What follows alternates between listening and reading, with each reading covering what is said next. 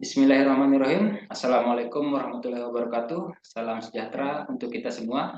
Yang terhormat Bapak Dr. Muhammad Soehardi MPD selaku Ketua Perkumpulan Para Cendekiawan Muda Indonesia. Yang terhormat Ibu Luluin Najwa MPD selaku narasumber kita pada malam hari ini. Beliau juga aktif sebagai dosen di Universitas Pendidikan Mandalika. Dan yang terhormat Bapak Ibu peserta diklat daring guru cendekia dimanapun Bapak Ibu berada, semoga dalam keadaan sehat walafiat. Amin amin ya rabbal alamin.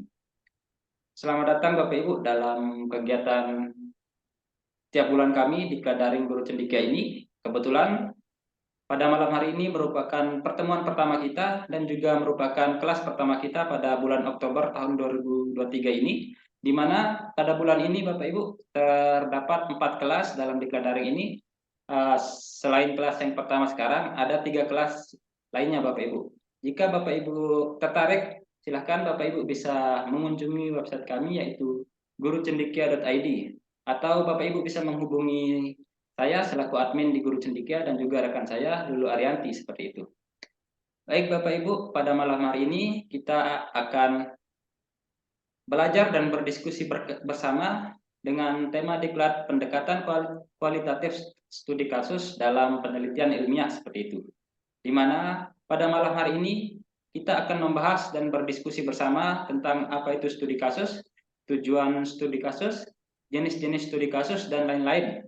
Yang tentunya akan disampaikan oleh narasumber kami yaitu Ibu Luluin Najwa MPD seperti itu.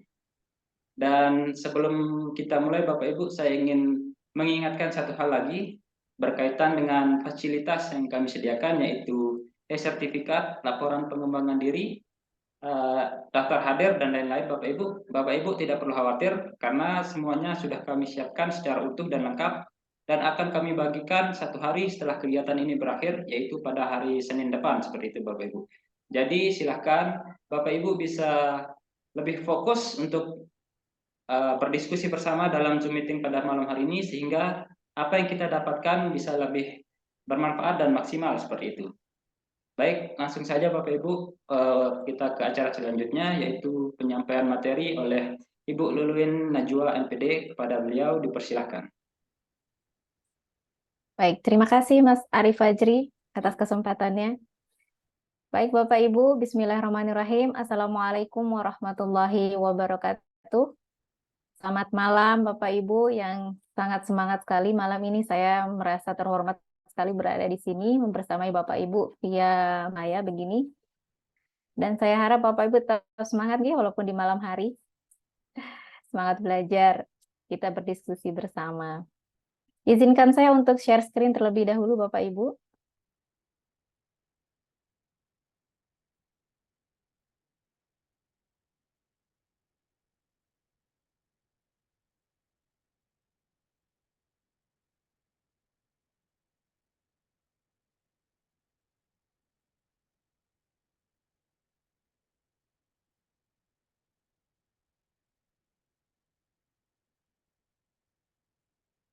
Baik. Berdasarkan tadi yang sudah disampaikan oleh Mas Arif Fajri sebagai moderator kita pada malam hari ini, jadi materi yang sudah di-share oleh Guru Cendekia bahwa malam ini kita akan mulai sesi kita yang pertama Bapak Ibu via daring. Jadi selama 4 hari ke depan kita akan bersama-sama berdiskusi mengenai pendekatan kualitatif studi kasus dalam penelitian ilmiah. Saya yakin Bapak Ibu yang hadir pada malam hari ini sudah tidak asing sebenarnya dengan pendekatan ini, dengan studi kasus ini sudah sering sekali kita dengar kasus-kasus gitu ya. Kita bahas di kehidupan kita sehari-hari.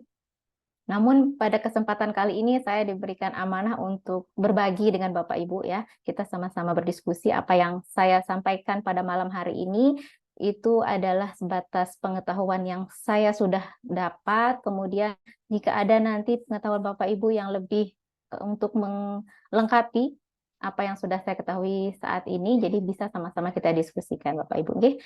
Jadi pada malam hari ini saya tidak menggurui Bapak Ibu, saya hanya sharing ya. Jadi sama-sama kita jadikan forum diskusi ini sebagai jalan kita untuk memperoleh ilmu lebih banyak lagi dan lebih luas lagi.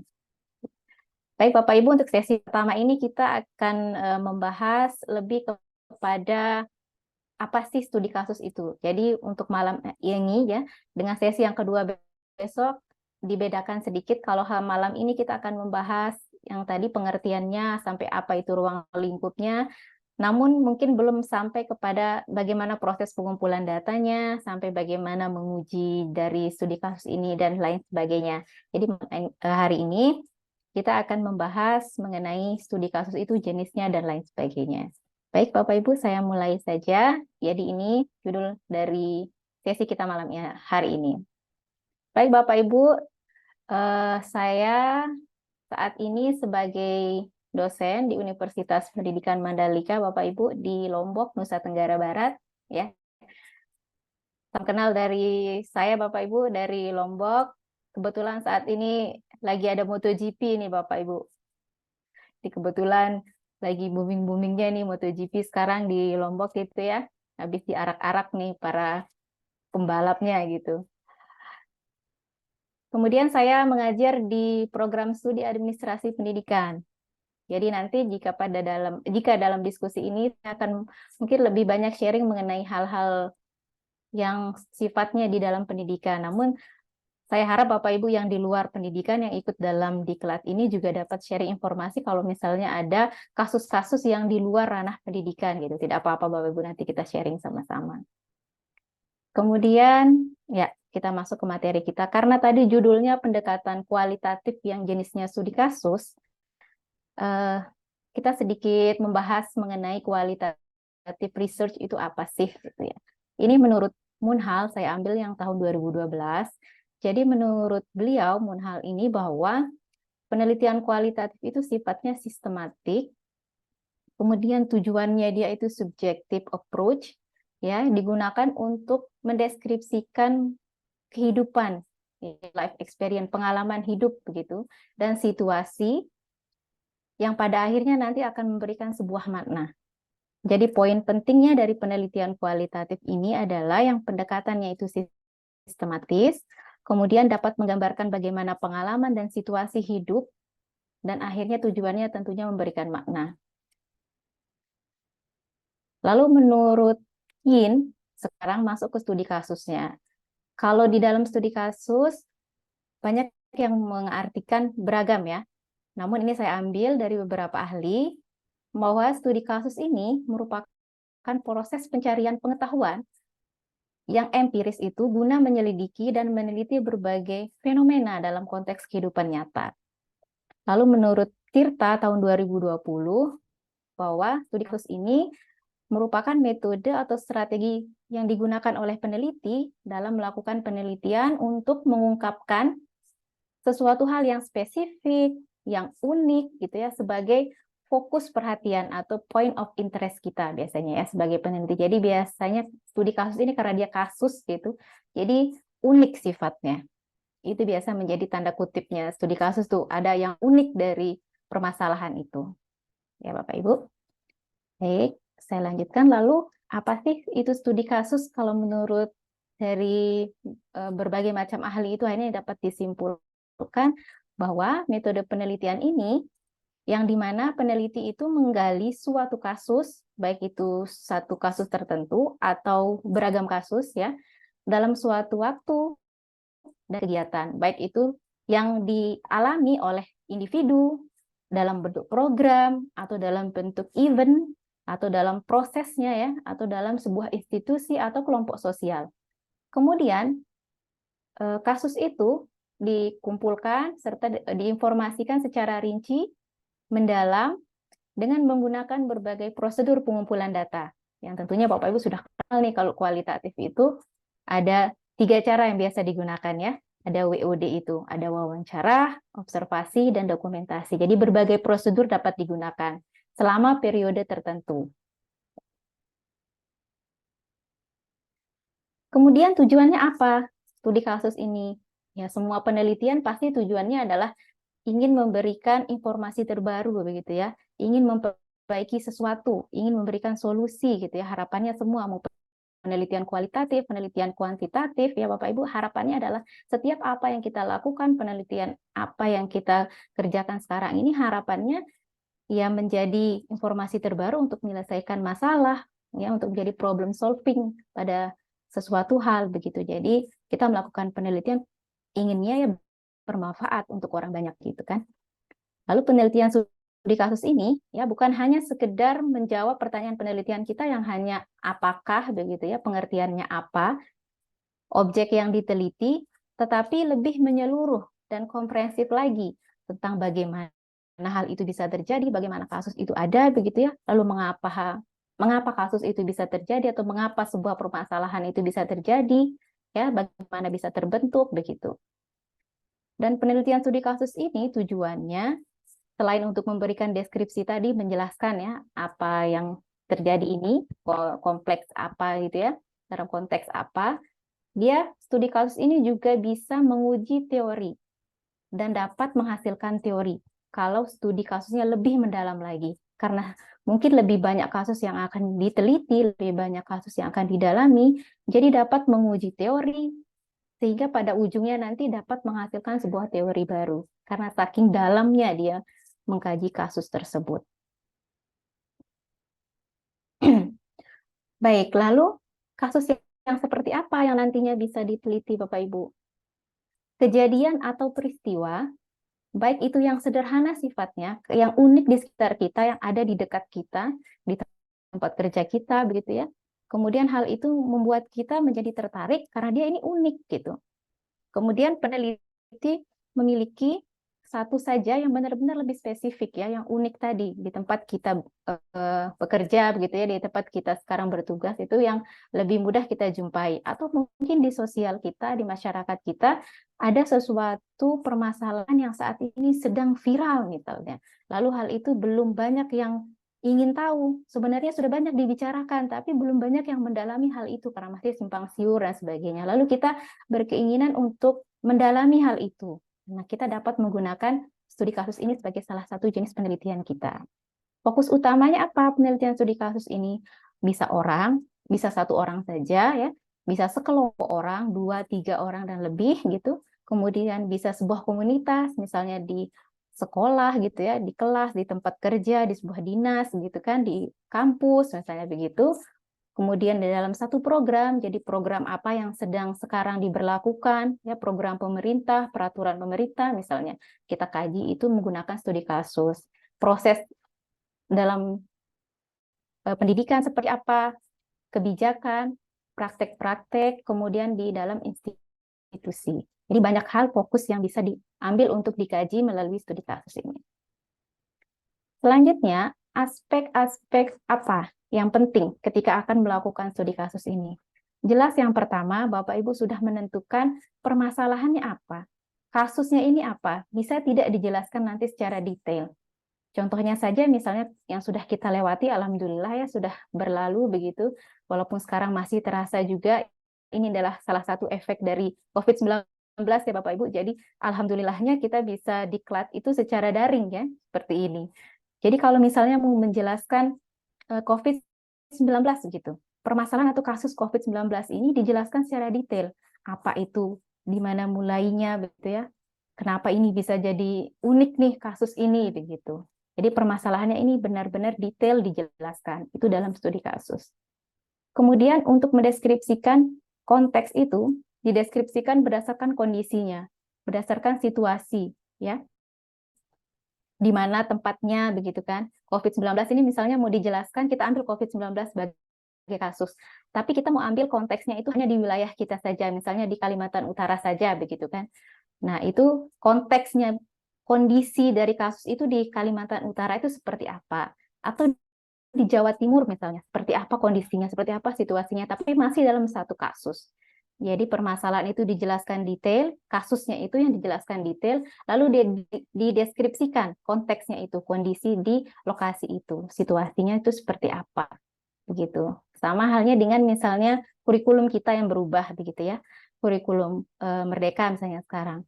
Tapi di masing-masing wilayah mungkin ada kasusnya nih karena adanya kurikulum ini, gitu ya. Ada yang unik dari setelah penerapan kurikulum ini misalnya. Nah, itu bisa dideskripsikan sesuai dengan konteksnya. Kalau di daerah Jawa Timur seperti apa, kalau di daerah kami di NTB seperti apa sih penerapannya kurikulum ini dan sebagainya. Kemudian yang ketiga, Bapak Ibu, mendeskripsikan prosesnya. Tadi kasusnya sudah dijelaskan detail dulu ya, kemudian dideskripsikan konteksnya di sekitar kasus itu seperti apa, lalu dideskripsikan prosesnya, bagaimana kejadiannya, begitu ya, awal mulanya kasus ini, datu seperti apa, begitu ya, dari mananya, misalnya seperti itu. Kalau misalnya kurikulum, karena ada apa sih perubahan apa karena ganti menteri saja misalnya begitu kan, karena banyak kasusnya dibicarakan kalau ganti menteri ganti kurikulum. Nah, apakah benar seperti itu? Dikaji secara mendalam. Jadi apakah benar seperti itu prosesnya, ataukah ada hal lain memang yang diharuskan? Jadi kurikulum itu memang harus terjadi karena apa, misalnya karena ada perubahan zaman, itu harus karena sudah ada di dalam undang-undang itu, jadi menjamin kalau nanti pendidikan itu akan terus berkembang sesuai dengan kebutuhan masyarakat dan sebagainya. Jadi betul-betul dideskripsikan prosesnya, kejadiannya seperti apa, runtutan ceritanya itu seperti apa. Lalu proses interaksi, jadi interaksi antara orang. Kalau misalnya kasusnya itu dalam individu tertentu gitu ya, dideskripsikan prosesnya, bagaimana hal itu terjadi, hubungannya dengan diri mereka sendiri. Misalnya kasus yang terjadi dalam diri satu orang gitu kan, dia yang mengalami hal itu. Lalu kemudian Bapak Ibu wawancarai ya. Jadi bagaimana interaksi si individu ini dalam dia menjalani prosesnya itu, proses dia dalam menjalani pengalaman hidupnya itu. Lalu proses untuk hubungan antar orang. Kalau misalnya kasusnya ini melibatkan banyak orang. Jadi bagaimana proses dia berinteraksi antara satu orang dengan orang yang lain terhadap kasus itu. Sama dengan COVID-19 tadi yang saya contohkan tadi itu. Kalau yang satu orang mungkin kena COVID-19 itu tertular dari keluarga misalnya, atau berdasarkan kondisinya misalnya begitu. Ada yang terkena COVID-19 tapi tidak merasakan apa-apa, tiba-tiba sudah positif saja. Nah, bagaimana mendeskripsikan proses mereka bisa terkena kasus ini, tapi dilihat dari prosesnya, bagaimana mereka bisa terjangkit si COVID itu.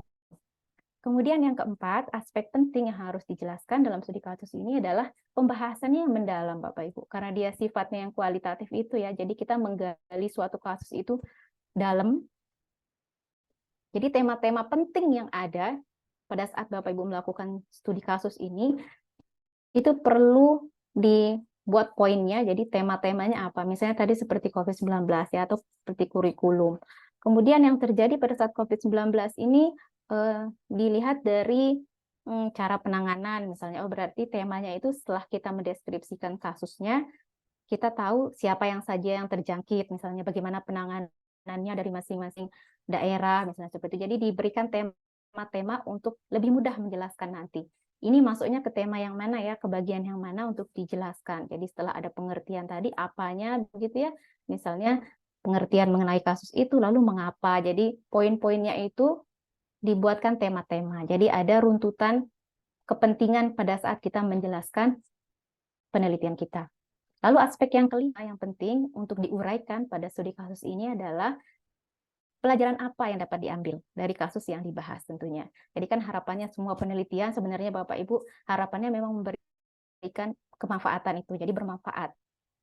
Begitupun halnya dengan kita melakukan penelitian studi kasus. Jadi pelajaran apa selama proses kita mendalami kasus ini, manfaat apa yang bisa kita peroleh, dan juga apa yang bisa diperoleh orang-orang lain. Jadi selama kasus ini kita dalami, apa intisarinya baik bagi kita sebagai peneliti, manfaatnya untuk kita peneliti, dan juga manfaatnya untuk orang lain. Apa yang bisa diberikan manfaat gitu kepada orang lain. Ya, apakah itu dari kasus kita ini kita bisa memberikan solusi untuk orang lain gitu ya, kita bisa memberikan pencerahan untuk orang lain, bisa menjadi lebih baik lagi ke depannya begitu. Harapan kan kita seperti itu Bapak Ibu, kita melakukan sesuatu, kalau tidak bisa kita yang memberikan contoh ya kita harapannya dari apa yang sudah kita lakukan baik dalam tulisan maupun perbuatan bisa menjadi perbuatan baik juga bagi orang lain. Baik Bapak Ibu, saya harap sampai di sini bisa dipahami dulu nih. Kita lanjutkan untuk yang jenis-jenisnya sekarang. Lalu dalam studi kasus itu ada beberapa jenis yang bisa dikelompokkan. Ini sebenarnya berdasarkan dari luas ataupun sempitnya studi kasus itu ya. Dari banyaknya kasus, ada juga yang dari runtutan waktunya begitu. Namun di sini yang saya bahas adalah berdasarkan dari jenis kasus tersebut. Dari lingkup lingkupnya, kecilnya dan luasnya. Jadi lebih menggambarkan kalau yang studi kasus dari jenis yang saya jelaskan ini dari kasusnya yang kecil menjadi lebih luas atau lebih kompleks sedikit dan menjadi sangat kompleks. Yang pertama adalah studi kasus intrinsik, Bapak Ibu, yang biasa disebut dengan kasusnya tunggal. Jadi metode ini, Bapak Ibu mengkaji satu kasus yang objeknya itu adalah kasus itu sendiri.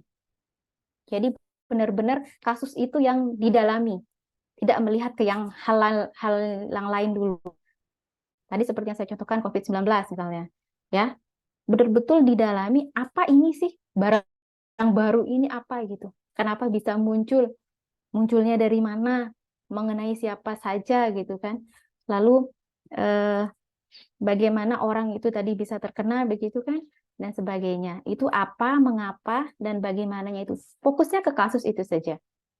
Jadi itu yang kasusnya tunggal. Betul-betul didalami si kasus ini. Jadi tanpa melihat dulu ke yang lain, ya, fokus ke dalam kasusnya itu sendiri. Lalu yang kedua, ini adalah studi kasus yang instrumental. Bedanya dengan yang pertama, kalau yang kedua ini, studi kasus itu poinnya adalah menjelaskan yang lebih luas lagi, yang lebih besar daripada kasus yang terjadi tadi, kasus-kasus yang terjadi. Biasanya ini dilakukan untuk menyusun ya atau memperbaiki teori sebelumnya, misalnya begitu ya.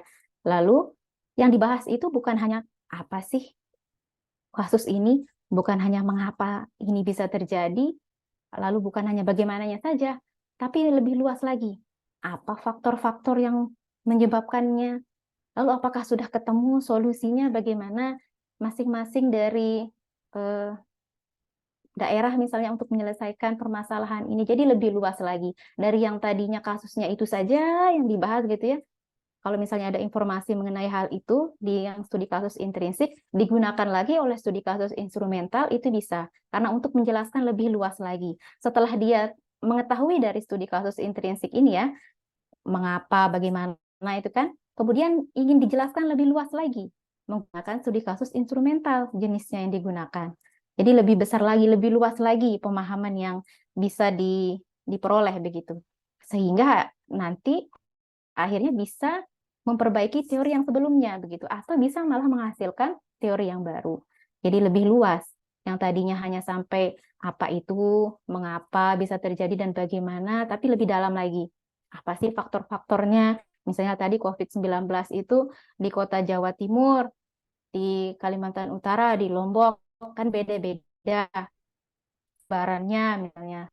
Kemudian masuknya seperti apa beda-beda, lalu bagaimana kondisi orang-orang itu kan beda-beda, berapa jumlah korbannya yang meninggal, yang sembuh kembali seperti apa. Nah, lalu kalau dikaji lebih luas lagi, apa sih faktor-faktor yang menyebabkan itu bisa terjadi di masing-masing daerah ini, lalu bagaimana solusinya, misalnya masing-masing pemerintah ini kok bisa di Jawa Timur bisa lebih cepat turunnya, misalnya gitu, lebih cepat hijau nih daerahnya, kenapa di Kalimantan Utara masih masih belum gitu, atau di Jakarta masih masih merah terus, misalnya begitu. Jadi ada perbandingan gitu ya, membandingkan dengan yang sebelum-sebelumnya. Kalau yang di kasus yang pertama, intrinsik itu kasus tunggalnya, jadi tidak untuk mengembangkan teori, jadi tidak niatnya untuk memperbaiki teori itu, hanya untuk mengetahui saja apa sih kasus itu begitu. Jadi tidak untuk dibanding-bandingkan dengan yang lain. Jadi murni hanya untuk mendalami kasus itu saja, supaya lebih terbuka begitu untuk mengungkap saja apa sih kejadian ini begitu.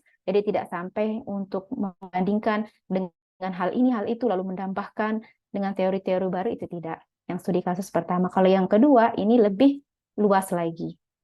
Kemudian yang ketiga Bapak Ibu, ini yang studi kasus yang kolektif. Ini bisa kita bilang bahwa ini adalah gabungan dari yang satu dan yang kedua. Karena apa? Karena yang kolektif ini tentunya akan lebih besar lagi.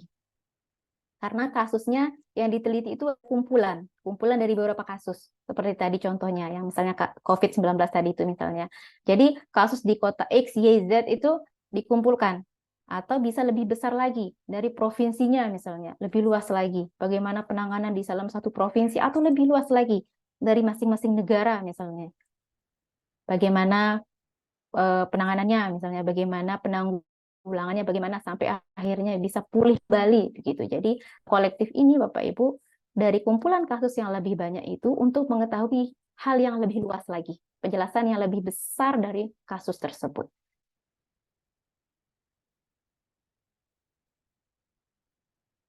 Baik, selanjutnya Bapak Ibu, setelah tadi jenisnya, sekarang kita masuk ke karakteristiknya studi kasus ini. Jadi dia sifatnya yang mendalam, tadi Bapak Ibu, karena kita ingin mengetahui suatu hal itu mendalam, itu bedanya dengan mungkin penelitian-penelitian yang lain.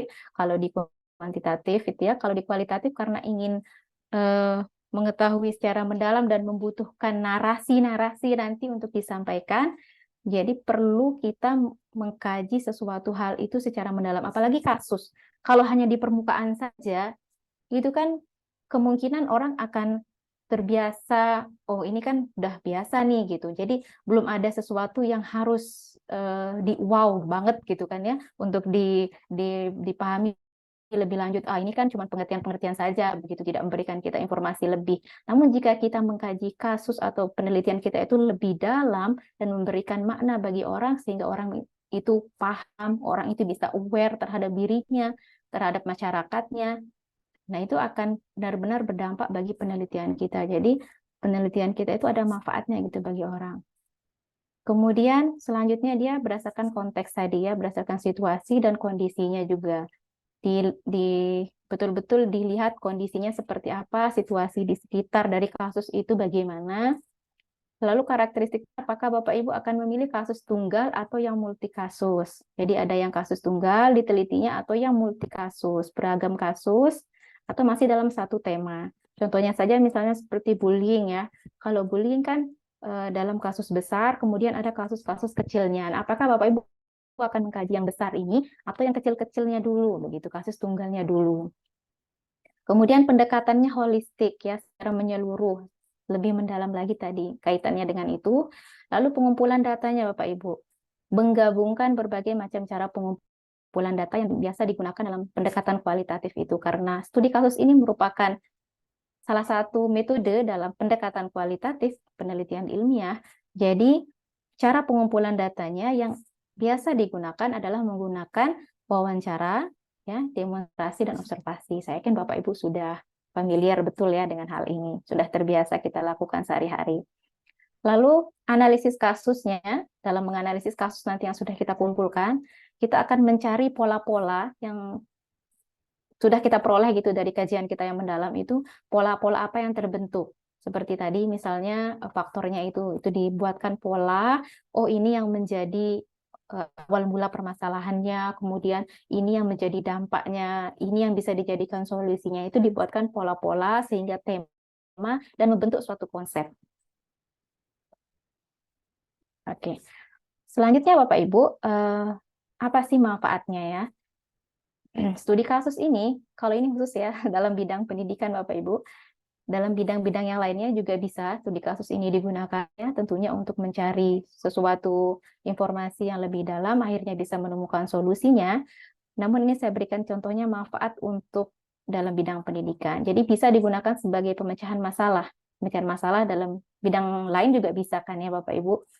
Nah, ini dalam bidang pendidikan misalnya untuk memecahkan masalah yang cukup kompleks yang Bapak Ibu rasakan pada saat mengajar misalnya, atau pada saat bersama-sama dalam sebuah institusi gitu.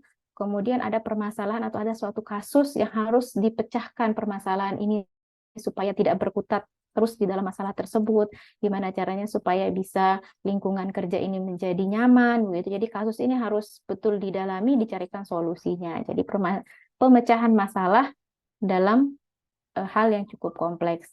Lalu dapat berupa permasalahan yang berkaitan dengan pembelajaran kalau di pendidikan, baik secara langsung maupun tidak langsung yang dapat mempengaruhi pembelajaran kita. Lalu manfaat yang selanjutnya adalah sebagai penyelidikan. Ya, untuk menyelidiki secara mendalam profil dari individu atau misalnya profil dari sekelompok organisasi, misalnya sekolah gitu ya. Kenapa sekolah ini bisa tetap dapat juara gitu, bisa akreditasinya A padahal baru beberapa tahun, tidak lebih lama dari sekolah saya begitu, tapi akreditasinya sudah A, berprestasi dan sebagainya. Kok unik ya sekolah ini? Pengalamannya belum terlalu lama gitu ya berdiri, tapi sudah banyak sekali juara-juara yang diraih oleh sekolah itu maupun dari individu yang ada dalam sekolah itu. Lalu kenapa nih? Nah, jadi bisa diselidiki menggunakan studi kasus ini. Jadi manfaatnya bisa memberikan profil dari individu, sekelompok orang atau organisasi dalam dunia pendidikan. Jadi untuk memberikan contoh juga bagi orang gitu ya, kenapa bisa bagus gitu ya, kenapa bisa berprestasi. Atau mau menyelidiki sesuatu kasus mungkin yang kurang baik misalnya begitu. Ini diteliti lebih dalam supaya apa? Bukan untuk menjelekkan sebenarnya, tapi untuk memberikan solusi supaya hal ini tidak terjadi lagi begitu, supaya tidak mengenai orang banyak lagi. Kemudian untuk evaluasi, jadi pemecahan masalah, lalu sebagai penyelidikan, juga sebagai bahan untuk evaluasi. Jadi studi kasus dapat digunakan untuk mendorong sekolah ya atau instansi dalam bidang pendidikan itu untuk melakukan evaluasi lebih lanjut. Evaluasi lebih lanjut sebagai apa? Sebagai rujukan nanti untuk mengambil kebijakan, ya untuk mengambil penindakan selanjutnya, solusi ke depannya seperti apa. Tentunya harapannya adalah untuk meningkatkan kualitas kita, mutu kita. Sama halnya di bidang pendidikan, di bidang-bidang yang lain ya, sosial yang lain, kita harapannya dapat mengevaluasi menggunakan penelitian yang kita lakukan. Jadi hal-hal yang kita lakukan dalam penelitian ini, tahap-tahapannya itu, prosesnya itu harapannya nanti akan meningkatkan kualitas kerja kita.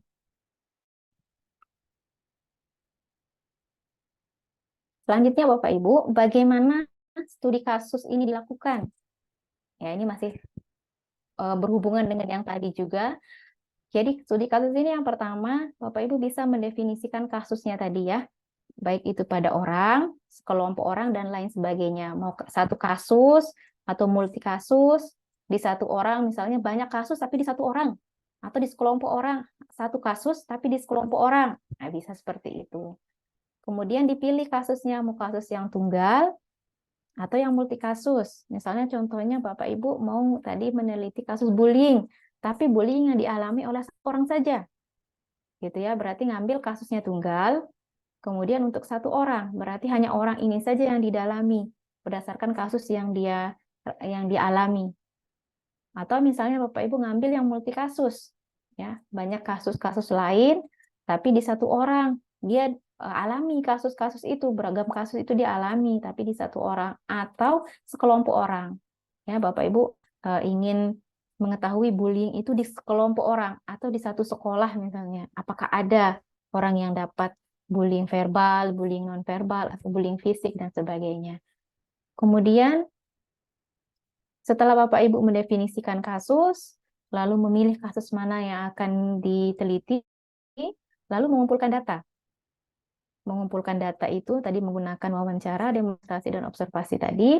Dan selanjutnya adalah menganalisis data. Jadi data yang sudah Bapak Ibu kumpulkan tadi dianalisis. Lalu diinterpretasikan, ya. Nanti ada di sana Bapak Ibu sajikan, dimaknai begitu ya. Yang sudah dikumpulkan, yang sudah dianalisis, dimaknai kembali. Dan akhirnya Bapak Ibu pada tahap akhir adalah melaporkan hasil temuannya. Jadi hasil penelitiannya ini ya dilaporkan, bukan dilaporkan maksudnya ke atasan, sebagainya gitu ya. Bisa dilaporkan ke atasan berdasarkan hasil dari penelitian kita ini untuk solusi bisa. Tapi harapannya adalah bukan hanya untuk internal kita saja ya, solusi ini diberikan, tapi bisa untuk orang banyak, lebih banyak lagi. Harapannya penelitian kita, studi kasus yang kita lakukan, hasil temuannya dapat kita publikasikan, sehingga lebih luas manfaatnya. Yang diharapkan seperti itu. Jadi harapan temuan ini dapat dilaporkan, baik itu dalam media elektronik, ya, media sosial, dan sebagainya. Jadi Bapak Ibu bisa share itu, hasil penelitiannya menggunakan studi kasus ini. Nah, lanjut Bapak Ibu, kekuatannya apa sih? Jadi masing-masing penelitian ada kelebihan, ada juga kelemahannya Bapak Ibu. Jadi Bapak Ibu bisa memilih studi kasus atau penelitian yang lain, ya, jenis penelitian yang lain sebagai metode, sebagai jalan untuk mencari informasi itu. Nah, namun ini ada kekuatannya yang bisa mungkin Bapak Ibu pilih ya, sebagai kalau misalnya agak kurang nih, saya agak kurang kalau mau membahas sesuatu itu pakai angka-angka gitu ya. Tapi pengennya saya itu menarasikan sesuatu karena saya paham betul hal ini, saya tahu betul ini karena ada terjadi di sekitar saya gitu. Lalu ingin mengkaji secara mendalam. Nah, bisa menggunakan studi kasus ini. Jadi kekuatannya yang pertama dapat memberikan pemahaman yang mendalam karena misalnya satu kasus tapi betul-betul dikaji dari apa, mengapa, bagaimana, dan seterusnya lebih dalam dipahami. Jadi kita mendapatkan informasi yang lebih luas, jadi detail, dalam banget gitu ya. Kita mau tahu tadi kasus satu orang, lalu kita tanya sampai berkali-kali kita wawancara, tidak diwawancara dengan dokumentasi, ya, kemudian dengan observasi dan sebagainya. Berapa pengumpulan data kita gunakan. Jadi betul-betul dalam yang kita dapati. Lalu yang kedua, konteksnya yang dapat diperhitungkan itu bisa konteksnya dalam hal budaya, jadi studi kasus mengenai satu budaya di suatu daerah begitu, atau bagaimana sejarah ya, sejarah dari sesuatu itu bisa terjadi ya maksudnya. Lalu di lingkungan itu sedang terjadi apa, kasus apa di dalam satu lingkungan. Jadi dengan studi kasus ini juga Bapak Ibu dapat menganalisis kasus yang unik atau yang langka, yang baru-baru muncul gitu, sehingga nanti memberikan wawasan yang berharga. Kalau misalnya kasus ini muncul lagi di tahun-tahun berikutnya atau 10 tahun lagi di anak cucu kita misalnya, kalau kita sudah dapat menganalisis kasus ini nih ada sekarang, lalu kita memberikan gambaran mengenai kasus ini, walaupun tidak sampai akhir itu, tapi menggali kasus ini dengan melakukan studi kasus begitu, lalu kita memberikan wawasan kepada anak cucu kita kalau misalnya nanti terjadi sesuatu hal seperti ini lagi, ada beberapa hal yang harus diperhatikan di dalam hasil penelitian kita. Jadi ada setidaknya jadi tuntunan mereka gitu, sebagai petunjuk nanti kalau terjadi sesuatu hal seperti ini lagi. Jadi dari kasus ini yang sudah terjadi, jika didalami lebih lanjut, nanti itu yang akan menjadi solusi jika terjadi kasus-kasus lain di kemudian hari. Kemudian yang keempat, pengembangan teori. Jadi tadi ada jenisnya ya Bapak Ibu yang dapat memperbaiki teori atau dapat memperoleh teori baru lagi dari studi kasus ini.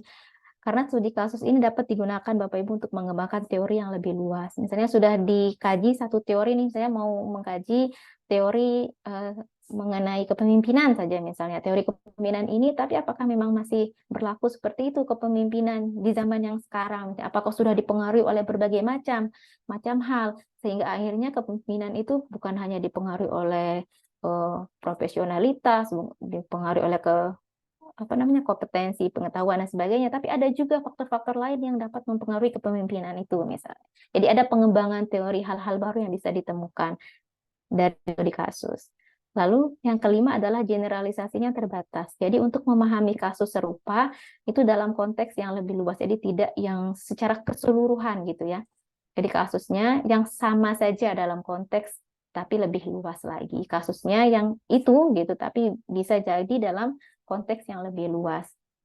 Lalu yang keenam adalah pendekatan yang multidisiplin tadi, bisa digunakan di segala bidang ilmu Bapak Ibu, mau yang informatika ya, mau di bidang ekonomi misalnya, politik pun gitu, apalagi di bidang pendidikan. Berbagai disiplin ilmu bisa menggunakan studi kasus karena kan kasus ini tidak hanya dalam satu bidang saja, tidak hanya dalam satu disiplin ilmu. Ya, di semua hal dalam kehidupan kita ini ada masalahnya gitu, ada kasus-kasus tersendiri yang bisa dikaji menggunakan suatu penelitian. Lalu yang ketujuh adalah untuk pemecahan masalah, jadi bisa untuk memberikan solusi kalau ada permasalahan ini dapat diberikan solusinya apa, masalah yang praktis membutuhkan solusi yang cepat. Kemudian selanjutnya adalah menggunakan data kualitatif tentunya. Jadi data itu dinarasikan, nanti Bapak Ibu data yang diperoleh dari hasil wawancara, dari hasil observasi, dari hasil dokumentasi itu dinarasikan menggunakan kata-kata itu. Jadi kalaupun ada data misalnya jumlah-jumlah itu dalam bentuk angka-angka, itu nanti dinarasikan juga dari data ini persentasenya seperti apa, diuraikan kembali. Kemudian datanya ini otentik karena sifatnya kasuistik gitu ya, berdasarkan kasus, hal yang unik. Jadi kasus itu bisa diteliti di tempatnya yang sesuai. Jadi kalau misalnya mau meneliti satu hal yang tapi adanya itu cuma ada di Kalimantan Utara gitu misalnya, atau adanya hanya di Jakarta saja, atau adanya di Lombok saja begitu. Nah, itu datanya dapat diteliti otentik berdasarkan kasus yang hanya ada di daerah tersebut saja dikajinya. Lalu tadi setelah ada kekuatan, ada juga kelemahannya, Bapak Ibu. Ya, jadi karena keterbatasan generalisasi, jadi hasil penelitian ini mungkin saja tidak bisa diterapkan secara luas gitu ya.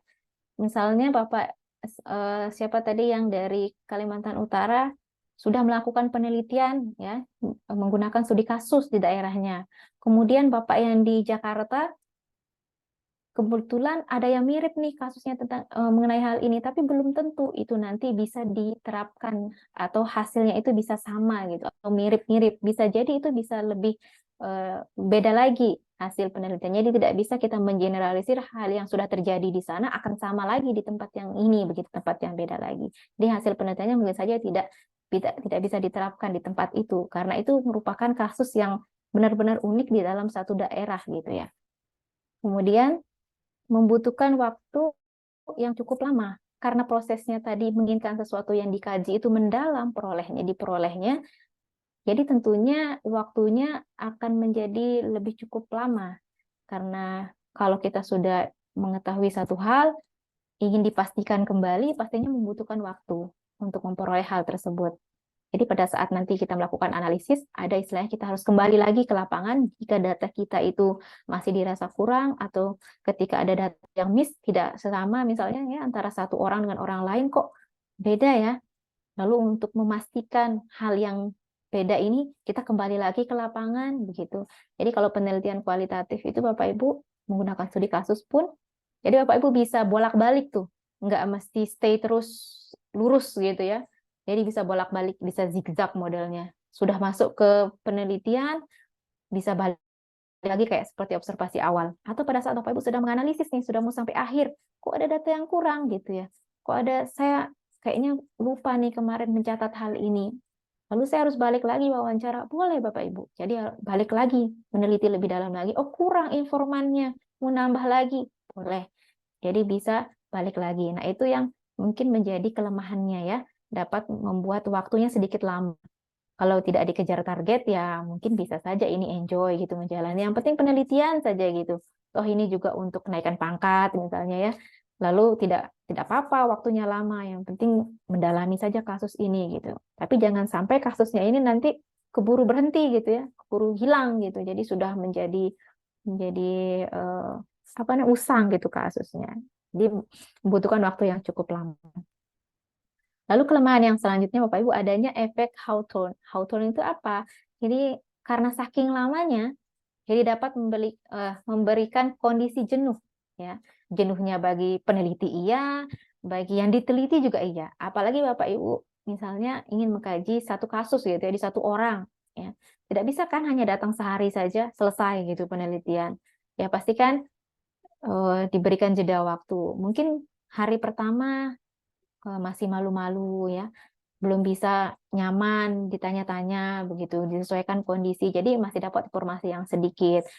Dimulai lagi hari kedua atau hari kedua tiba-tiba bilang nggak bisa gitu, nggak bisa bertemu dan sebagainya. Jadi hal-hal yang terlalu sering ditanyakan juga akan nanti membuat si informan kita itu ada kondisi yang jenuh gitu. Jadi ada sadarnya dia merasa jenuh nih diamati terus gitu, ditanyai terus ada itu. Kita juga sebagai peneliti ketika melakukan studi kasus karena saking dalamnya nih kasus belum bisa ketemu nih titik terangnya apa, jadi kita juga akan ngerasa kok jenuh ya. Nah, ada saja pada saat kita melakukan penelitian ada titik jenuhnya kita, jadi tidak mungkin kita semangat terus Bapak Ibu ya. Pasti ketika kita bekerja juga seperti itu, ada turun naiknya lah di dalam pas kita melakukan penelitian.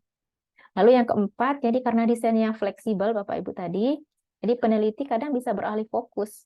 Nah, pada saat misalnya nih mengkaji satu kasus kayak tadi, misalnya mengkaji bullying nih, tapi kok di lapangan kayaknya kasus yang lain ini menarik nih.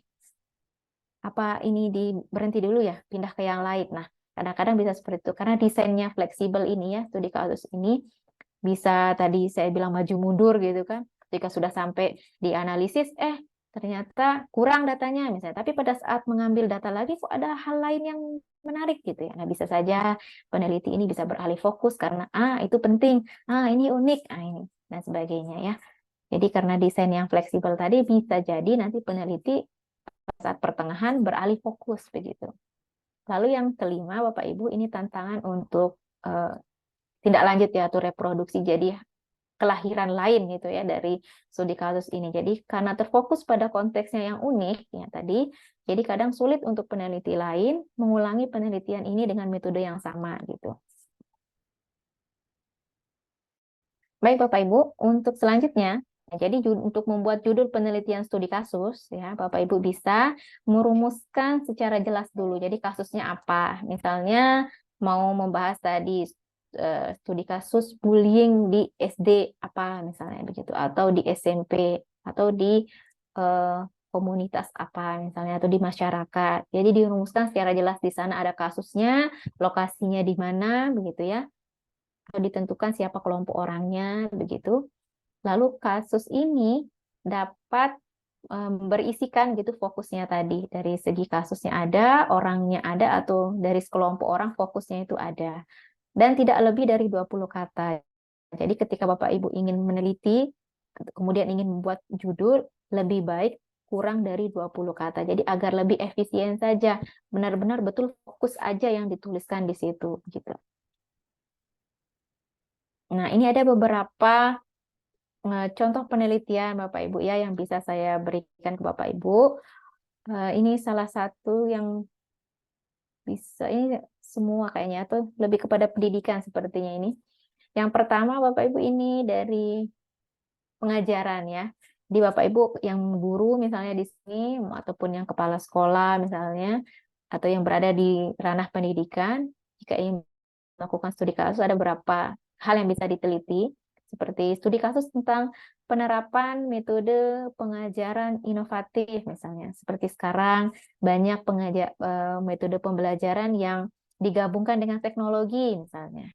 Lalu Bapak Ibu ingin menggunakan studi kasus untuk mengkajinya. Ya, jadi bagaimana penerapan hal itu? Kenapa hal itu menjadi satu kasus? Karena baru di sekolah Bapak Ibu saja misalnya hal itu dilakukan, sehingga mau mengkaji lebih dalam lagi. Atau di sekolah sebelah misalnya. Kok sekolah sebelah sudah bisa menerapkan ini gitu kan, metode pengajaran yang seperti ini, bisa lebih mantap menggunakan teknologi, seperti itu. Jadi mau mengkaji lebih dalam mengenai penerapan metodenya seperti apa. Kemudian yang kedua, Bapak Ibu bisa melakukan studi kasus tentang intervensi pendidikan khusus, misalnya bagaimana sekolah gitu ya, yang inklusif, misalnya ada untuk sekolah luar biasanya, begitu. Bagaimana kebijakannya sekarang, bagaimana perkembangannya, begitu. Dan yang ketiga, di kasus perubahan kebijakan pemerintah sekarang, baik kebijakan pemerintah di bidang sosial, di bidang ekonomi, ya, di bidang informatika, ya, banyak sekali kasus-kasus yang sekarang bisa Bapak Ibu kaji berdasarkan perubahan kebijakan pemerintah ini. Contohnya saja kemarin kalau di bidang ekonomi misalnya kan TikTok di-ban misalnya kayak gitu ya, sehingga banyak ngaruhnya ke segala sisi misalnya gitu kan Bapak Ibu. Jadi karena TikTok ini di-ban, akhirnya orang tidak bisa jualan online lagi dan masih banyak lagi di orang banyak yang tidak bisa berkreasi lagi misalnya melalui TikTok itu gitu. Jadi ada hal-hal khusus yang sehingga kebijakan pemerintah ini bisa dikaji efeknya seperti apa gitu menggunakan studi kasus. Lalu yang keempat, bisa studi kasus perkembangan bahasa, ya bahasa anak-anak kita ya, yang sekarang nih, kalau misalnya perkembangan bahasa anak-anak kita yang sekarang yang remaja ya Bapak Ibu ya, menggunakan bahasa-bahasa yang sering didengar di media sosial ketika mereka main game. Nah, bagaimana Bapak Ibu mengkaji kasus-kasus ini, bagaimana interaksi sosial mereka yang di dunia maya itu mempengaruhi perkembangan bahasa anak-anak kita di rumah. Nah, itu bisa menggunakan kasus ini. Jadi kasus yang satu, kasus perkembangan bahasa itu dijadikan sebagai topik pembahasan Bapak Ibu, lalu dikaji lebih dalam baik di anak kita sendiri ya, bisa sebagai informan kita atau anak-anak di lingkungan kita atau di sekolah kita begitu untuk mengkaji perkembangan bahasa mereka. Atau bisa juga dengan judul yang seperti di sini Bapak Ibu, studi kasus perkembangan bahasa anak-anak yang rutin dibacakan cerita atau dongeng sebelum tidur. Apakah anak-anak kita ini bagaimana bondingnya dengan orang tua begitu ya? Apakah ada faktor-faktor lain atau ada manfaat-manfaat lain ya? Ada hmm, apa namanya ya, jadinya ada perkembangan lain yang bisa ditumbuhkan selain dari bahasa saja ketika dibacakan dongeng gitu. Apakah sosial mereka menjadi lebih baik? Apakah mereka bisa responsibel dengan orang lain di luar ketika setelah sering dibacakan cerita ini, dan masih banyak lagi. Jadi hal yang bisa dikaji lebih luas tadi ya, menggunakan studi kasus yang kolektif misalnya, menggunakan perkembangan bahasa ini sebagai topiknya. Fokusnya itulah perkembangan bahasa anak-anak yang rutin dibacakan cerita. Tapi kita mau kaji secara kolektif supaya kita tahu bagaimana bagaimana penerapannya di masing-masing keluarga, misalnya kalau ada yang seperti ini kasusnya. Kemudian ada studi kasus untuk efektivitas pelatihan guru. Nah, sama seperti yang kita jalani sekarang, ini kan pelatihan daring ya, pelatihan bagi siapa saja yang ingin mengikuti pengembangan diri, ingin mendapat informasi lebih banyak. Lalu bagaimana efektivitas dari pelatihan ini? Nah, itu bisa dikaji menjadi satu kasus begitu ya. Pelatihan ini seperti apa? Mengapa bisa berada sampai posisi seperti ini gitu, masih tetap berlanjut begitu. Kemudian yang keenam, Bapak Ibu bisa mengkaji studi kasus mengenai integrasi teknologi dalam pembelajaran. Jadi bagaimana perkembangan teknologi ini digunakan dalam pembelajaran sekarang, bagaimana Zoom ini digunakan, bagaimana kuis-kuis itu bisa berinteraksi dengan robot misalnya ya, bagaimana anak-anak kita bisa menjawab soal tapi tidak hanya mengandalkan gadget mereka, begitu. Bagaimana integrasinya agar teknologi dalam pembelajaran kita ini dapat dimanfaatkan dengan baik. Lalu ini konteks penelitiannya Bapak Ibu. Ketika mengkaji di kasus ini nanti akan memberikan nampak secara jelas permasalahannya seperti apa. Ketika Bapak Ibu uraikan, menuliskan kasus ini, Bapak Ibu uraikan dulu terlebih dahulu kan, apa sih kasus ini, dimulai dari mana gitu kan, diberikan uraian di awal bahwa yang terjadi itu seperti ini. Apa sih yang melatar belakanginya begitu. Jadi tampak permasalahan itu jelas, apa yang membuat dia viral, misalnya apa yang menjadikan dia unik, itu diberikan penjelasan. Kemudian ada rangkuman teoritik untuk memperjelas kenyataan. Tentunya ketika melakukan penelitian, Bapak Ibu, dasarnya itu adalah ada teorinya. Jadi ada yang mendasari namanya penelitian ilmiah ya Bapak Ibu, pasti ada rujukannya. Ada teori yang mendasari hal itu. Jadi Bapak Ibu ingin meneliti halnya mengenai tadi yang perkembangan bahasa, berarti kan menggunakan teori-teori perkembangan anak begitu ya, mulai dari dia mampu untuk mengeluarkan ucapan, mengeluarkan bunyi-bunyi misalnya. Nah, bagaimana itu asal mula teorinya sampai halnya kita sampai kepada topik atau kasus yang kita kaji. Jadi ada rangkuman teori untuk memperjelas kenyataan yang tadi sudah kita uh, sajikan gitu. Kemudian yang ketiga adalah ada sesuatu yang baru untuk dikaji. Jadi kasus itu yang kita teliti itu menjadi sesuatu hal yang baru. Kalaupun memang kasus itu pernah dibahas oleh orang lain, tapi ketika kita sajikan itu di kondisi atau di situasi yang saat ini kita jalani, hal itu menjadi suatu yang baru. Ada hal unik yang bisa kita sampaikan. Kenapa hal itu bisa berbeda dengan di tempat lain, walaupun topik ini pernah dikaji oleh orang lain. Kemudian diperkuat oleh rujukan baru dan terpercaya. Ini kaitannya dengan yang nomor 2 ya Bapak Ibu. Jadi rujukan yang kita gunakan dalam menuliskan studi kasus ini nanti harapannya adalah diperkuat dengan rujukan-rujukan kita yang baru. Jadi dapat dipercaya. Kalau misalnya penelitian Bapak Ibu, harapannya adalah melihat penelitian terdahulu tapi yang 5 tahun terakhir lah yang minimal. Yang maksimalnya 5 tahun terakhir. Jangan sampai agak jauh dari itu. Jadi khawatirnya nanti kasus itu sudah usang, jadi tidak ada keterbaruan. Jadi baik dari buku maupun dari jurnal ya, utamanya adalah jurnal-jurnal yang terbaru atau 5 tahun terakhir, biasanya 3 tahun terakhir itu yang menjadi rujukan kita, supaya data yang kita peroleh juga tetap menjadi hal yang masih unik gitu, masih fresh untuk dibahas, masih bisa dicarikan solusinya. Oke. Slide saya ternyata sudah habis, Bapak Ibu, tidak terasa hanya sampai di situ slide saya. Jadi setelah selesai ini, saya harap kita bisa diskusi, Bapak Ibu. Mohon maaf apabila ada salah kata pada saat saya menyampaikan materi. Saya kembalikan lagi kepada moderator Mas Arif Fajri, silakan. Baik, terima kasih Ibu. Terima kasih untuk pemaparan materi dan penjelasannya yang sangat luar biasa pada malam hari ini. Selanjutnya kita akan beralih ke sesi tanya jawab Bapak Ibu. Silakan bagi Bapak Ibu yang ingin bertanya bisa mengaktifkan fitur raise hand yang ada di Zoom Meeting, ataupun Bapak Ibu juga bisa menuliskan pertanyaannya melalui kolom chat yang ada di Zoom Meeting seperti itu. Silakan Bapak Ibu.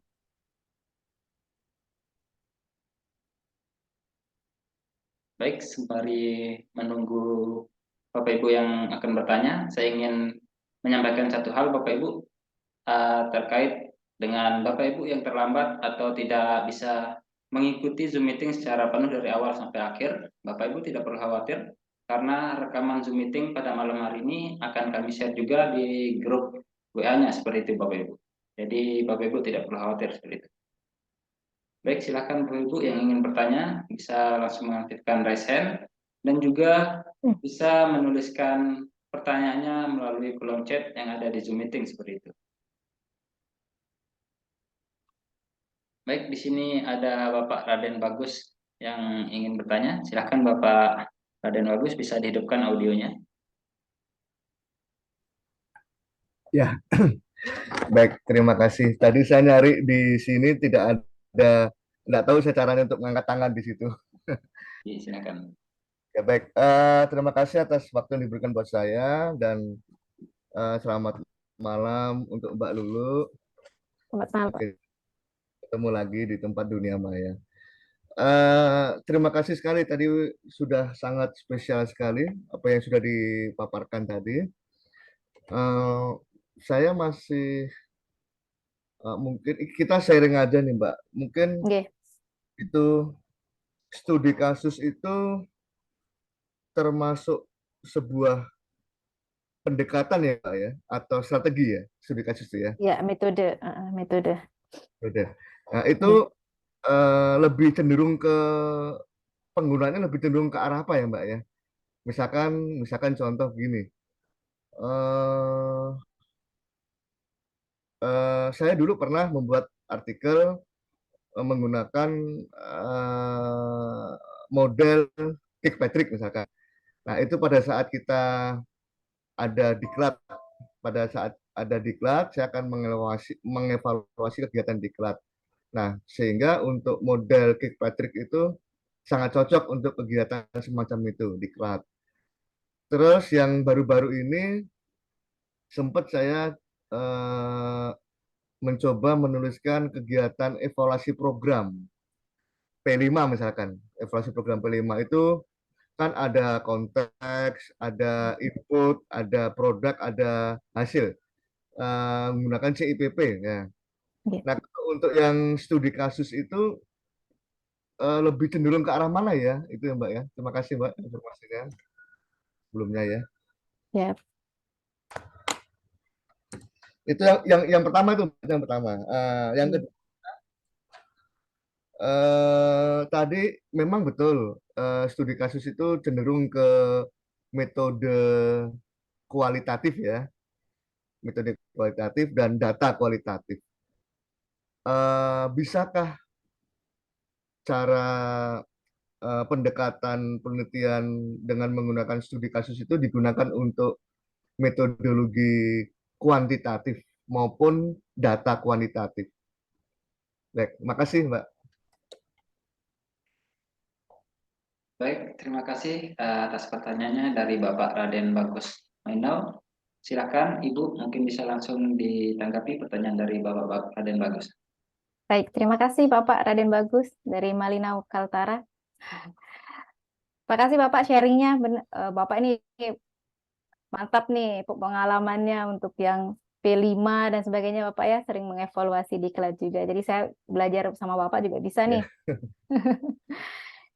Jadi menurut pemahaman saya Bapak nih, kalau yang studi kasus ini memang untuk melakukan, karena dia berada di jenis pendekatannya kualitatif, dia menjadi bagian dari penelitian kualitatif, ya, bukan pada di jenis pendidikan yang kuantitatif yang akan mengeneralisir sesuatu.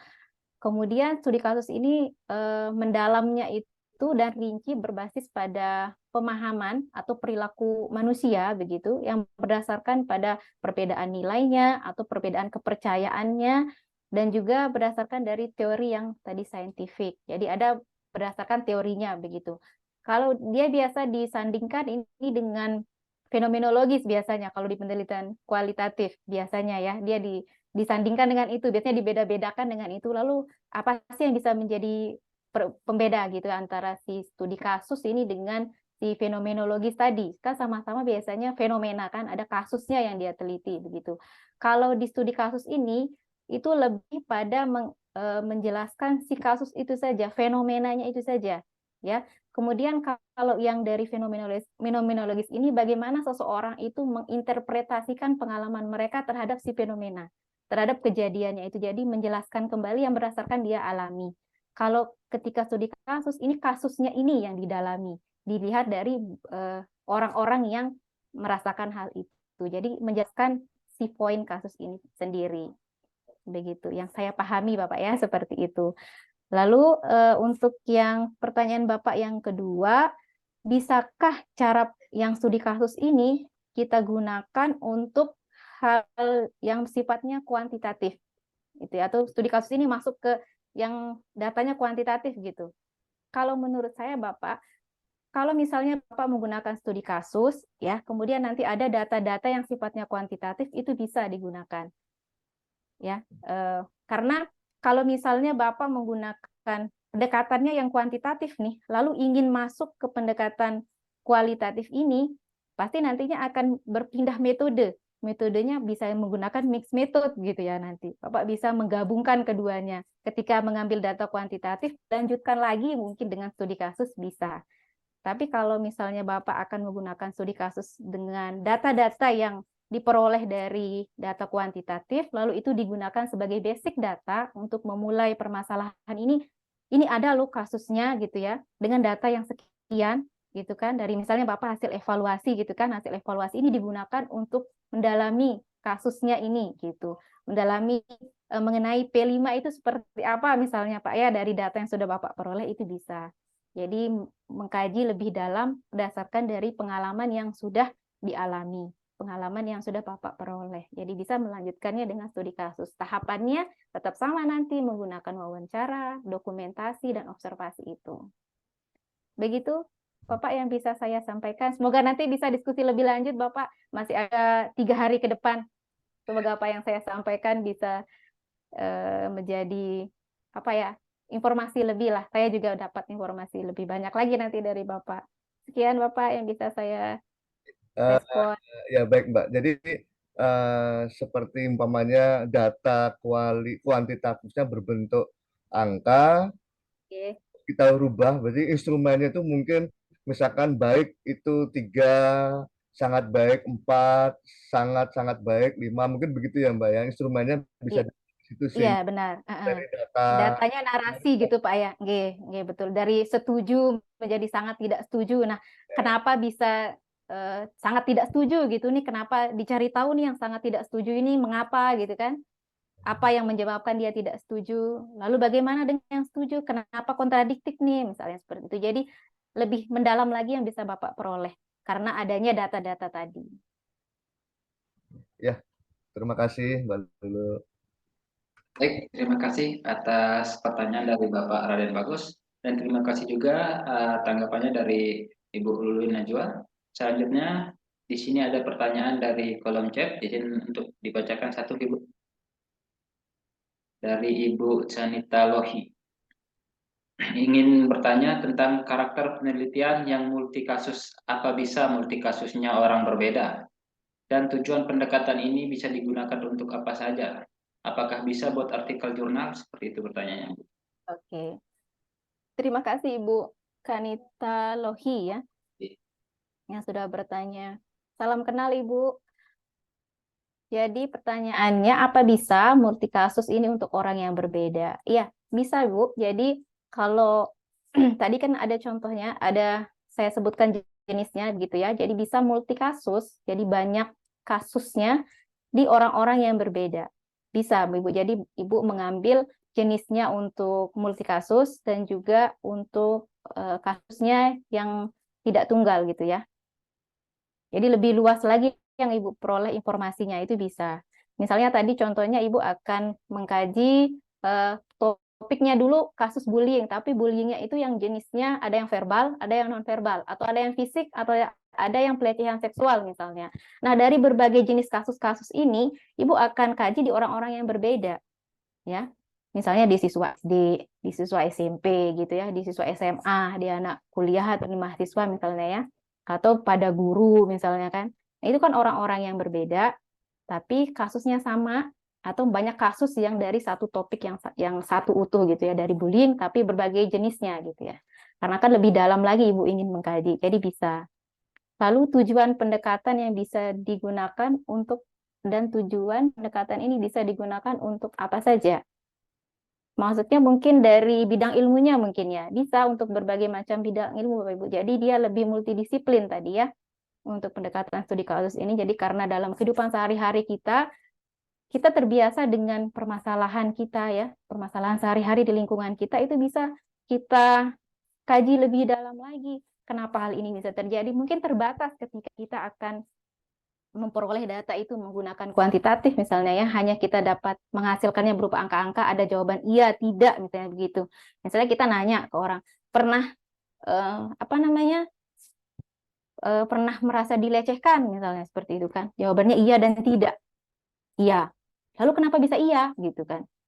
Kalau tidak ada kajian lebih dalam lagi menggunakan studi ini gitu kan, bagaimana Ibu akan memperoleh lebih mendalam lagi informasi mengenai hal itu. Jadi bisa Bapak Ibu lanjutkan dengan wawancara mendalam, jadi bisa digunakan untuk mendalami suatu hal yang mungkin tidak bisa dijelaskan ketika hanya menggunakan jenis pendekatan penelitian yang lain. Lalu apakah bisa buat artikel jurnal? Jelas sangat bisa. Jadi seperti tadi ya, akhir laporan itu bisa dalam bentuk jurnal, ya, bisa dalam bentuk jurnal, laporan penelitian yang bisa Bapak Ibu kumpulkan itu nanti kan bisa digunakan untuk kenaikan pangkat dan sebagainya. Bapak Ibu bisa untuk pengembangan diri begitu. Dan untuk jurnal ini juga nanti bisa Bapak Ibu taruh di proceeding, Bapak Ibu bisa sampaikan itu di dunia gitu ya, Bapak Ibu bisa presentasikan itu di luar negeri dan sebagainya. Jadi ini menjadi nilai yang lebih tentunya bagi Bapak Ibu, utamanya Bapak Ibu guru juga ya.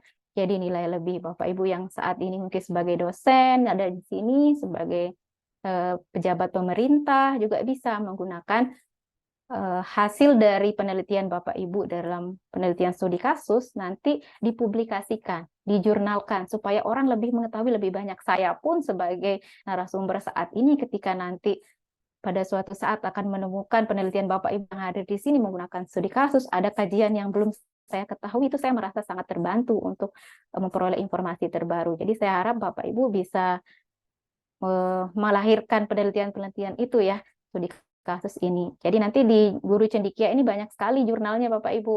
Jadi bisa dimasukkan di situ. Kalau sekarang habis penelitian studi kasus ini selesai, nanti kita selama 4 hari kemudian terbersit ingin meneliti nih. Misalnya tadi seperti Pak Raden Bagus nih, banyak sekali mungkin sudah ide-idenya muncul, nah mau studi kasus nih saya nih, habis saya diklat, habis saya memberikan pelatihan dan sebagainya. Kemudian ingin melakukan penelitian pakai studi kasus aja. Nah, bisa mungkin nanti kita susun ya, sama-sama kita susun sampai akhir, kita bahas sampai sesi terakhir. Bisa jadi akan menghasilkan sebuah artikel jurnal. Jadi harapannya dari 50-an yang hadir ini ya, dari 50 yang hadir bisa menghasilkan jurnal-jurnal. Begitu ya, menghasilkan artikel, jadi tulisan-tulisan ilmiah ya Bapak Ibu. Begitu Mas Ari. Masih ada waktu? Iya, masih ada. Terima kasih atas tanggapan. Ada pertanyaan lagi, ya. Biar saya boleh baca ya. Silakan. Iya. Ini ada Pak Wawan ya, Pak Wawan Sismadi. Pak Wawan tadi sepertinya ini dosen atau gimana ya, Bapak ya? Tadi pas masuk ya. Ini ada Pak Wawan Sismadi. Jurnal saya juga menggunakan studi kasus. Hebat Pak, keren. Apakah masih relevan saya gunakan untuk disertasi? Masih Pak. Jadi ketika Bapak mungkin pada saat S1 atau S2 sekarang sudah menggunakan studi kasus, tapi mungkin kasusnya itu masih pada tahap yang instrumental misalnya, masih tahap sedang. Kalau mungkin S1-nya itu satu kasus misalnya, atau pada saat S2-nya naik lagi tahapannya jadi instrumental. Nah, bisa pada saat Bapak menggunakan ini, studi kasus ini untuk disertasi, lebih luas lagi cakupannya untuk menghasilkan teori baru, itu kan harapannya. Jadi untuk memperbaiki teori, menghasilkan teori baru. Karena banyak sekali memang yang menggunakan studi kasus ini untuk melahirkan suatu teori. Jadi kajian yang mendalam, gagasan mereka itu dilahirkan dari penelitian studi kasus. Jadi bisa Bapak ya, sangat bisa sekali. Karena Bapak akan benar-benar mengkaji sesuatu yang unik ya sifatnya. Jadi yang benar-benar mendasar, nanti informasinya dikaji secara mendalam dari berbagai aspek, itu bisa Bapak gunakan sebagai disertasi. Baik ya Pak Wawan, Sismadi, nanti melalui diskusi di chat juga bisa kita lanjutkan ini Bapak nggih. Ke depannya untuk sesi 2 juga bisa, karena masih sampai hari Minggu ini. Jadi kalau ada Bapak Ibu yang tiba-tiba ada judul penelitian atau saya tertarik dengan topik ini nih, kira-kira nanti apa ya kelanjutannya begitu. Nanti sama-sama kita diskusikan nggih Bapak Ibu di grup PA. Lalu ada pertanyaan. Assalamualaikum warahmatullahi wabarakatuh. Kalau mengangkat studi kasus yang efeknya sampai sekarang misalnya, dia bilang ini pertanyaan dari Ibu Halimatus Syadiah. Kalau mengangkat studi kasus yang efeknya sampai sekarang belum terkuak, apakah itu bisa? Karena korban tersebut sampai sekarang belum bisa move on. Kalau disebut usang, itu kan sampai sekarang. Malah jadi bermunculan kalau tidak diungkapkan. Ya, bisa Ibu. Kalau Ibu ingin mengkaji, kasusnya ini mungkin sudah lama ya, tapi belum dijadikan sebagai bahan kajian misalnya. Bisa Ibu dalami itu. Untuk apa? Seperti tadi yang saya bilang, untuk memberikan solusi bagi kedepannya, bagi anak cucu kita misalnya, atau bagi siswa kita ke depannya. Perubahan-perubahan yang terjadi ke depan kan kita tidak tahu Bapak Ibu. Jadi apa namanya, kajian Bapak Ibu yang walaupun sekarang dengan mengkaji status kasus yang sudah lama, tapi karena efeknya itu masih dirasakan sampai sekarang, siapa tahu di tempat yang lain juga ada orang yang mengalami hal tersebut. Jadi ketika Bapak Ibu mengeluarkan kasus itu diungkapkan, lalu diberikan solusinya, ya harapannya orang yang merasakan hal tersebut di tempat yang lain juga dengan membaca hasil kajian Bapak Ibu bisa mendapatkan manfaatnya, ada solusi dari permasalahan yang dialami oleh mereka juga. Jadi bisa ya Bapak Ibu, boleh. Usangnya itu berarti kan seperti tadi, satu kasus memang mungkin tidak bisa sama persis ketika diterapkan di tempat lain, ketika dikaji di tempat lain. Mungkin tidak akan sama persis, karena bisa jadi informan yang kita wawancara itu berbeda yang dialami, berbeda kondisinya gitu ya, lingkungan mereka berbeda, itu juga akan mempengaruhi ketika mereka akan memberikan informasi kepada kita sebagai peneliti. Jadi dari kasus satu, kita tanyakan dengan informan kita yang berbeda, dengan lokasi yang berbeda, ya tentunya nanti informasi yang didapat juga pasti berbeda. Kalaupun ada hal yang sama, itu menjadi hal yang lumrah, karena kita penelitian, pasti ada rujukan yang terdahulu juga kan, kita juga menginginkan kalau ini ada dasarnya, gitu. Hal ini didasari oleh penelitian lain, hal ini didasari oleh teori apa, begitu sebagai rujukannya. Kalaupun kita dapat menghasilkan sesuatu yang baru, berarti itu nanti tentunya akan menjadi manfaat ke depannya. Kajian kita ini dapat digunakan oleh orang lain untuk kajian selanjutnya gitu.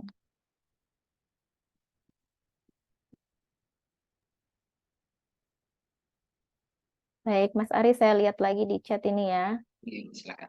Dengan apakah, oke.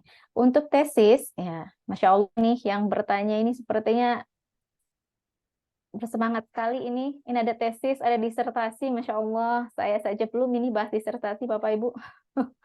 Terima kasih sudah memberikan inspirasi juga supaya saya juga terbersit ini untuk studi kasus lah ya, minimal untuk disertasi. Kemudian untuk tesis bidang pendidikan yang menggunakan penelitian kualitatif dengan pendekatan studi kasus, apakah di judul penelitian harus menyebutkan kata-kata studi kasus? Oke. Bisa tidak Bapak Ibu? Tadi seperti yang saya bilang, kalau misalnya membuat judul, alangkah baiknya itu kurang dari 20 kata ya. Ya, supaya lebih efektif aja, lebih efisien saja untuk untuk dalam penulisannya itu. Jadi benar-benar fokus ke apa yang ingin diteliti. Kalaupun ada dituliskan, ya tidak apa-apa. Studi kasus itu mungkin kalau di judulnya itu hanya garis besarnya saja, tapi tidak pada menyebutkan lokasi, misalnya begitu ya, tidak memberikan keterangan yang jelas, boleh dituliskan studi kasus pada daerah mana, misalnya, atau studi kasus pada sekolah X, misalnya begitu. Dengan garis besarnya, misalnya mau menjelaskan mengenai diklat tadi Bapak mengenai P5 misalnya gitu kan. Diklat P5 di daerah mana misalnya. Atau mau disebutkan studi kasusnya boleh. Diklat ini studi kasus di daerah ini atau studi kasus di lembaga diklat mana gitu disebutkan. Boleh seperti itu. Jika di judul itu sudah menjelaskan kasusnya, bisa tidak perlu dituliskan kata-kata studi kasus di mana gitu kan. Sudah dijelaskan judulnya apa, tempatnya di mana gitu ya, pada tahun berapa misalnya seperti itu. Itu sudah cukup. Jika itu kurang dari 20 kata cukup, tidak perlu ada kata studi kasus lagi. Nanti penjelasan studi kasus itu bisa di dalam metode. Kalaupun di abstrak kan biasanya ada tuh Bapak Ibu di dalamnya. Di abstrak penelitian kita di artikel ilmiah dijelaskan ini pasti ada metodenya apa. Jadi orang akan mendapatkan informasi penelitian kita ini menggunakan metode apa, itu dalam abstrak penelitian kita. Jadi ketika di judul, yang penting judul itu mencerminkan penelitian ini ada fokus penelitiannya apa. Sama halnya dengan penelitian kuantitatif juga sama seperti itu. Ya, misalnya di depan juga ada yang menggunakan analisis misalnya seperti itu. Jadi bisa Bapak Ibu ya, tidak menggunakan kata-kata studi kasus juga. Baik. Ada yang bertanya, bisakah ditampilkan contohnya? Ini mungkin tadi sebelum saya sampaikan contoh-contoh ya. Mudah-mudahan sudah jelas Bapak Ibu contohnya. Untuk yang ini hanya contoh dari sebutan judulnya saja. Insya Allah malam selanjutnya di sesi kedua, insya Allah saya akan tampilkan berdasarkan dari artikelnya ya Bapak Ibu ya. Semoga saya diberikan kesehatan supaya besok bisa membersamai Bapak Ibu kembali untuk memberikan informasi mengenai bagaimana data kualitatif dalam studi kasus ini dianalisis, begitu sampai pada bagaimana pelaporannya, bagaimana bentuk-bentuk studi kasus yang sudah diterbitkan dalam jurnal-jurnal ya Bapak Ibu ya. Kemudian ada pertanyaan lagi. Oke, apakah penelitian studi kasus juga menggunakan metode sampling dalam menentukan jumlah responden yang akan diambil sebagai data primer? Jadi untuk, masih ada waktu nggak Mas Ari? Biar ini yang terakhir. Mungkin masih Atau ada sudah waktu. cukup? Masih ada. Mungkin satu lagi bisa. Baik, ini saya jawab yang terakhir nih dari Ibu Agus Dwi Jayanti. Apakah studi kasus ini menggunakan metode sampling? Oke. Nah, ini perlu kita garis bawahi dulu Bapak Ibu. Kalau metode sampling ini identik dengan penelitian kuantitatif Bapak Ibu. Oke, pendekatannya itu kuantitatif. Jadi kita mengambil dari pengucapan untuk responden saja, untuk orang yang kita minta informasi itu sudah beda. Jadi perlu dibedakan ya Bapak Ibu. Memang mungkin kalimatnya kalau di Indonesia itu sering disamakan. Yang penting orang yang kita ambil data lah gitu ya, itu dinamakan responden. Itu beda penyebutannya gitu ya. Untuk yang kualitatif itu bisa disebut dengan narasumber atau dengan informan gitu. Jadi untuk yang menggunakan studi kasus ini Bapak Ibu tidak disampling ya. Jadi tidak diambil populasinya lalu dipisah-pisah gitu ya berdasarkan dari karakteristiknya lalu disampling, itu tidak. Jadi karena sifatnya yang kasuistik ya, jadi berdasarkan kasus, tentunya Bapak Ibu harus perhatikan tadi, apakah dia kasusnya tunggal, tunggalnya ini di satu orang saja gitu ya, atau di banyak orang. Itu Bapak Ibu kan tadi sudah di awal itu harus menentukan kasusnya ini untuk satu orang saja gitu, atau mau banyak orang yang diteliti berdasarkan satu kasus. Saya kira itu dulu Mas Ari Fajri. Baik, terima kasih Bu. Ya. Sekali lagi terima kasih untuk Bu Lulun Najwa MPD atas penyampaian materinya yang sangat luar biasa pada malam hari ini. Saya juga ingin berterima kasih kepada Bapak Ibu peserta Dekadaring Guru Cendekia yang sudah sangat bersemangat pada malam hari ini dalam mengikuti Zoom meeting kita. Walaupun sebenarnya pada jam saat ini Bapak Ibu seharusnya sedang istirahat di rumah masing-masing seperti itu, namun Bapak Ibu masih sangat semangat untuk menggali ilmu seperti itu. Semoga setelah kegiatan ini berakhir, Bapak Ibu tidak hanya sekedar mendapatkan sertifikat maupun fasilitas lainnya, namun kami berharap Bapak Ibu bisa menghasilkan suatu karya nyata milik Bapak Ibu sendiri seperti moto dalam Guru Cendekia, yaitu berkarya nyata untuk pendidikan. Seperti itu Bapak Ibu. Terakhir Bapak Ibu, saya ingin sampaikan sebelum kita akhiri, berkaitan dengan absensi, sekali lagi Bapak Ibu tidak perlu khawatir, kami sudah siapkan semuanya secara lengkap dan utuh, dan akan kami bagikan bersamaan dengan sertifikatnya, yaitu pada hari Senin depan. Dan bagi Bapak Ibu yang mungkin terhalang atau terkendala sinyal dan tidak bisa mengikuti Zoom meeting malam hari ini secara penuh, Bapak Ibu tidak perlu khawatir, karena kami akan share juga rekaman Zoom meeting ini melalui WA grupnya. Dan untuk Bapak Ibu yang belum bertanya atau yang masih ingin bertanya, Bapak Ibu tidak perlu khawatir, karena pertemuan kita masih tersisa 3 hari lagi, yaitu besok malam pada jam yang sama kita akan bertemu kembali melalui Zoom meeting, dan pada hari ketiga dan keempat kita akan berdiskusi interaktif melalui WA group, di mana di dalam WA group tersebut akan tergabung bersama kita Ibu narasumber kita pada malam ini, yaitu Ibu Lulu Najwa. Jadi silahkan bisa dimanfaatkan dan dimaksimalkan diskusinya bersama dengan narasumber, sehingga apa yang kita dapatkan bisa lebih berkah dan lebih maksimal seperti itu. Seperti itu. Amin amin ya rabbal alamin. Baik, akhir kata Ibu, terima kasih sekali lagi, dan terima kasih. Terima kasih Bapak Ibu. Terima kasih. Akhir kata, maaf apabila ada salah kata maupun pengucapan maupun penyampaian pada Zoom meeting pada malam hari ini. Sekian, wabillahi taufiq wal hidayah. Assalamualaikum warahmatullahi wabarakatuh. Waalaikumsalam warahmatullahi wabarakatuh.